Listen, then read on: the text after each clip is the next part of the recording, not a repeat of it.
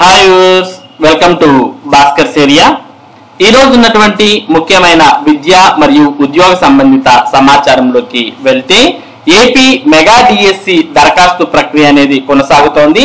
April 20వ తేదీన ప్రారంభమైనటువంటి ఈ దరఖాస్తుల ప్రక్రియ మే 15వ తేదీ వరకు కొనసాగుతోంది. కాబట్టి అభ్యర్థులు ఇంకా ఎవరైనా దరఖాస్తు చేయనటువంటి వారుంటే వెంటనే దరఖాస్తు చేసుకోవచ్చు.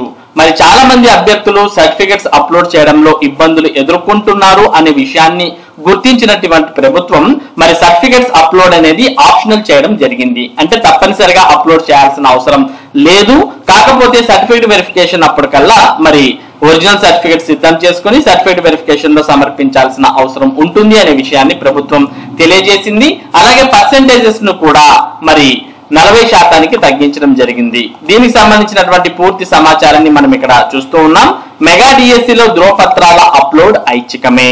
ఎస్సీ, ఎస్టీ, బీసీ, దివ్యాంగ విద్యార్థులకు అర్హత మార్కులు 40% తగ్గింపు.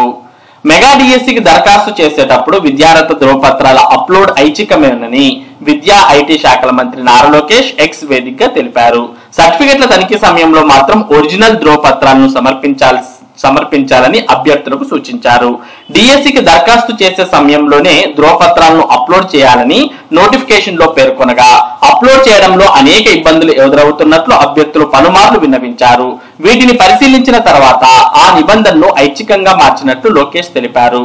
ఈ మేరకు పాఠశాల విద్యాశాఖ ఉత్తర్వులు జారీ చేసింది.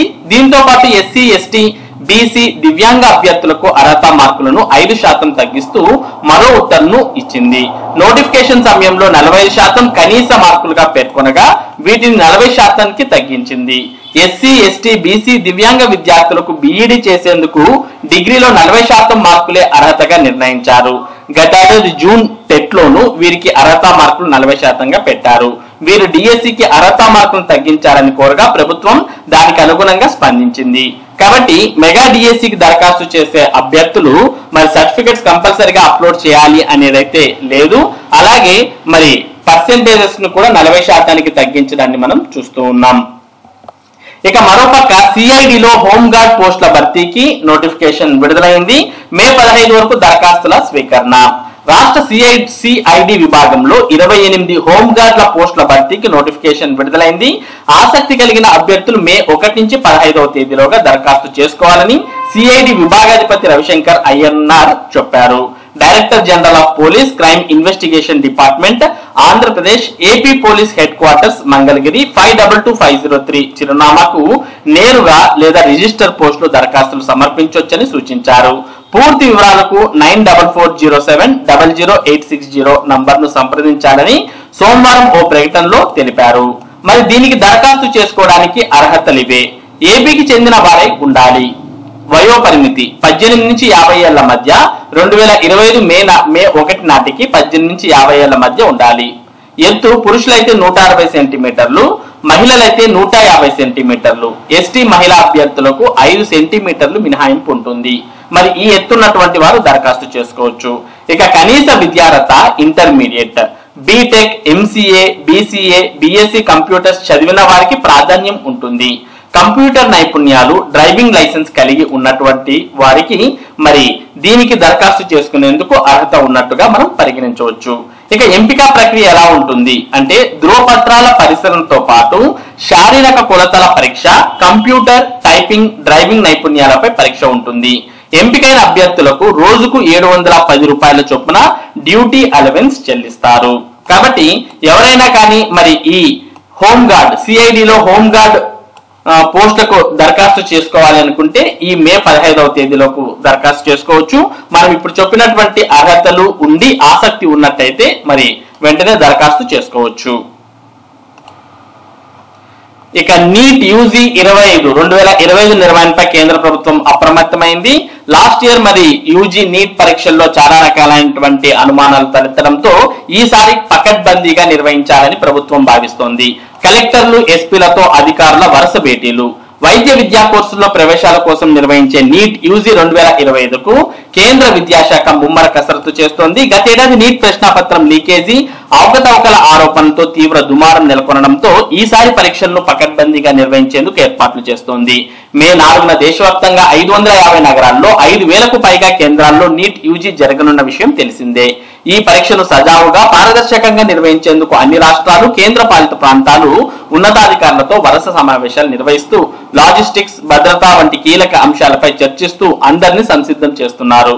పరీక్షా కేంద్రాల్లో బహుళ అంచెల తనిఖీలు జరగనున్నాయి. ఎన్టీఏ ఏర్పాటు చేసిన భద్రతతో పాటు ఆయా జిల్లాల పోలీసులు సైతం తనిఖీలు నిర్వహిస్తారు. ప్రశ్నాపత్రాలు, ఓఎంఆర్ షీట్లు వంటి కీలకమైన సామాగ్రిని పూర్తి స్థాయి పోలీసు భద్రత మధ్య తరలిస్తారు. వ్యవస్థీకృత మోసాలను అరికట్టేందుకు కోచింగ్ కేంద్రాలు, డిజిటల్ వేదికల కార్యకలాపాలను పర్యవేక్షించనున్నారు. అన్ని పరీక్షా కేంద్రాల్లో తప్పనిసరిగా తనిఖీలు చేపట్టేలా డ్యూటీ మెజిస్ట్రేట్లను నియమిస్తున్నారు అని అధికారిక వర్గాలు పేర్కొన్నాయి. మరోవైపు నీట్ యూజీ ప్రశ్నాపత్రాన్ని అనధికారికంగా ఎక్కడైనా గుర్తిస్తే వెంటనే తమకు ఫిర్యాదు చేయాలని అభ్యర్థులను ఎన్టీఏ కోరింది. ఇక ఈ రోజు పాలిసెట్ పరీక్ష అనేది జరగబోతోంది. అన్ని జిల్లాల్లో 23 పరీక్షా కేంద్రాల్లో ఏర్పాట్లు. పాలిటెక్నిక్ కళాశాలలో ప్రవేశానికి చేపడుతున్న పాలిసెట్ 2025 ప్రవేశ పరీక్ష జిల్లా వ్యాప్తంగా బుధవారం జరగనుంది. దీనికి సంబంధించి ఏర్పాట్లు అధికారులు పూర్తి చేస్తారు. విజయనగరం జిల్లాలో దరఖాస్తు చేసుకున్న 8,101 మందిలో 4,581 మంది బాలురు, 3,520 మంది బాలికలు ఈ పరీక్ష రాస్తూ ఉన్నారు. మరి రాష్ట్ర వ్యాప్తంగా కూడా ఈ రోజే పాలిసెట్ పరీక్ష అనేది జరగబోతోంది. మరి పరీక్షా కేంద్రానికి గంట ముందుగానే ప్రవేశించాలి అంటూ కూడా చెప్పడాన్ని మనం చూస్తూ ఉన్నాం. ప్రవేశ పరీక్ష ఉదయం 11 నుంచి మధ్యాహ్నం 1 గంట వరకు నిర్వహిస్తారు. పరీక్షా కేంద్రంలోకి ఉదయం 10 గంటల నుంచి అనుమతిస్తారు. ప్రారంభమైన తర్వాత నిమిషం ఆలస్యమైన కేంద్రంలోనికి అనుమతించరు. విద్యార్థులు hall ticket, ball point pen, HB pencil, eraser, sharpener తీసుకెళ్లాలి. సెల్ ఫోన్, క్యాలిక్యులేటర్ తదితర ఎలక్ట్రానిక్ పరికరాలను అనుమతించరు. ఇక ఈసారి ఇంటర్మీడియట్ లో చాలా రకాలైనటువంటి కీలకమైన మార్పులు చోటు చేసుకోబోతున్నాయి. వీటి మీద మరి ఉపాధ్యాయులకు శిక్షణా కార్యక్రమాలు మరోపక్క జరుగుతూ ఉన్నాయి. ఇంటర్ లో నవపదం ఈ ఏడాది నుంచే సిబిఎస్ఈ అమలు. కూటమి ప్రభుత్వం ఇంటర్మీడియట్ లో నూతన సంస్కరణలు తీసుకొచ్చింది. జూనియర్ కళాశాలలో సిబిఎస్ఈ అమలుకు నాంది పలకడంతో పాటు కొత్తగా ఎంబైపీసీ కోర్సును అమలు చేయనుంది. మిగిలిన గ్రూపుల్లో ఎన్సీఆర్టీ సిలబస్ ప్రకారం పరీక్షల విధానం, మార్కుల కేటాయింపునకు శ్రీకారం చుట్టింది. సంస్కరణల నేపథ్యంలో అధ్యాపకులకు ఇప్పటికే శిక్షణ మొదలైంది. నూతన విధానం ఇలా: మ్యాథ్స్, ఏబి రెండింటిని ఒకే సబ్జెక్ట్ గా, బాటనీ, జువాలజీని కలిపి బయాలజీగా రూపొందించారు. వీటికి తగ్గట్టుగా మార్కుల విభజన ఉంటుంది. పార్ట్ 1 సబ్జెక్ట్ కింద ఆంగ్లమే ఉంటుంది. పార్ట్ 2 కింద జాతీయ భాషలతో పాటు మరికొన్ని సబ్జెక్టులు ఉంటాయి. విద్యార్థి అభిష్టం మేరకు ఏదైనా ఎంపిక చేసుకునే అవకాశం ఉంది. పార్ట్ 3లో MPC, BiPC, CEC, HEC, MEC గ్రూపులు ఉంటాయి.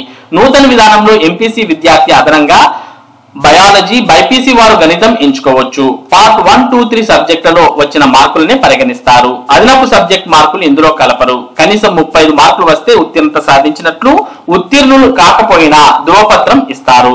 అదనపు సబ్జెక్టులో ఉత్తీర్ణులైతే భవిష్యత్తులో medical, engineering, biotechnology, bio informatics తదితరులు అభ్యసించడానికి అవకాశం ఉంటుంది.